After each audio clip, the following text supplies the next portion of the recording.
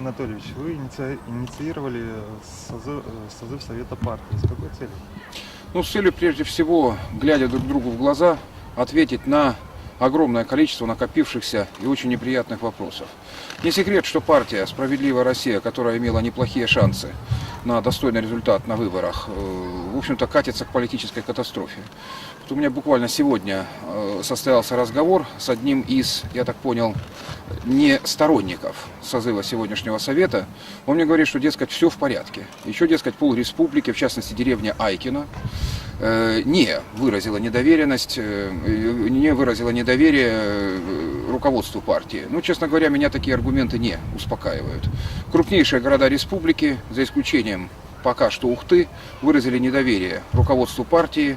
Процессы эти имеют тенденцию к разрастанию, поэтому я считаю, что пока не поздно, нужно продемонстрировать силу, открытость, честность, принципиальность позиции, если таковая имеется, и в свободной дискуссии решить спорные вопросы с целью, конечно же, их урегулирования. В своем обращении вы заявили о финансовой нечистоплотности лидера регионального отделения «Справедливой России». Что конкретно вам известно? Об этом говорил не только я. Конкретно я могу сказать сейчас, например, о том, я об этом буду говорить на совете более подробно, но наиболее вопиющие факты, которые коснулись лично меня и с которыми я никак не могу мириться, состоят в том, что, значит, на мой вопрос, обращенный к Вере Игоревне, о том, каковы критерии формирования первой тройки, например, могу ли я или кто-то еще попасть в эту самую первую тройку, какими качествами для этого нужно обладать, мне было сказано о том, что лично я обладаю всеми качествами, за исключением одного – нет денег. Цена вопроса – это $100 000 или 3 миллиона рублей. Честно говоря, меня никак не может устроить подобный подход к формированию тройки партии, которая борется за социальную справедливость. Вот мы все люди трезвомыслящие, как вы думаете, у кого может быть 3 миллиона за то, чтобы попасть в тройку, в первую тройку списка претендентов в Госсовет? Вообще сама постановка вопроса аморальна.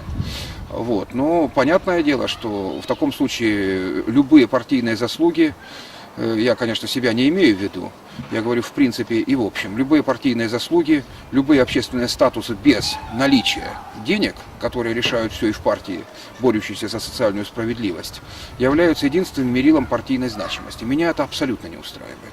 И когда мне говорят о том, что деньги эти собираются якобы для неких партийных нужд, ну, нужна прозрачность, нужна честность, так сказать, и не нужно выставлять людей, которым отказывают на основании отсутствия у них денег, огромных, на мой взгляд, денег для попадания на партийный Олимп, не нужно их считать детьми. Мы все прекрасно понимаем, и я лично очень глубоко сомневаюсь в том, что все эти деньги идут на партийные нужды.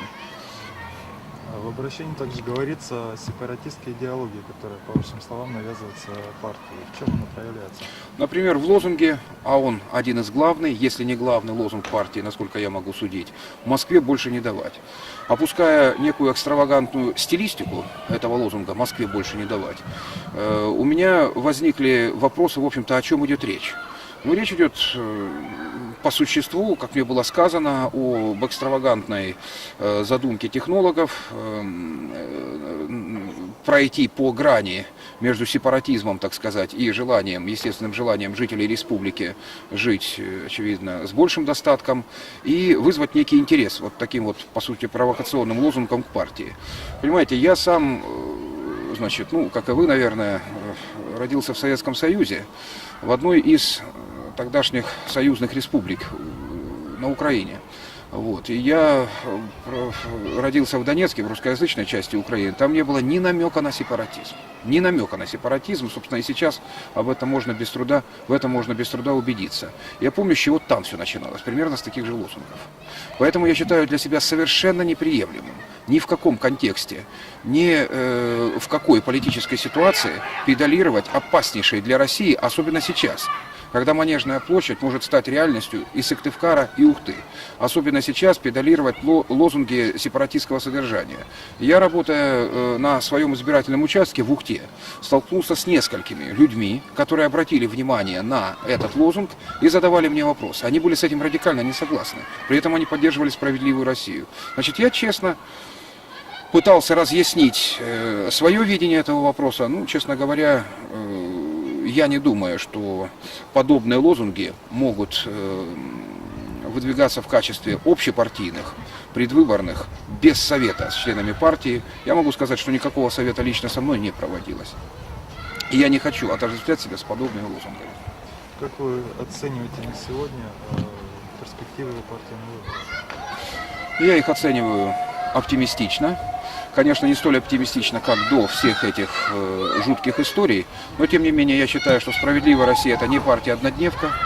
Вот. Это партия, имеющая свою электоральную базу. Это партия, которая может предложить людям вполне реалистичную и востребованную обществом программу. Ну и кроме того, я лично считаю, что идеи обновленного социализма, социализма гуманного, социализма версии номер 3, по словам нашего партийного лидера Сергея Михайловича Миронова, безусловно, полезны России. Поэтому я считаю, что подобная партия может и должна претендовать на хороший результат на выборах.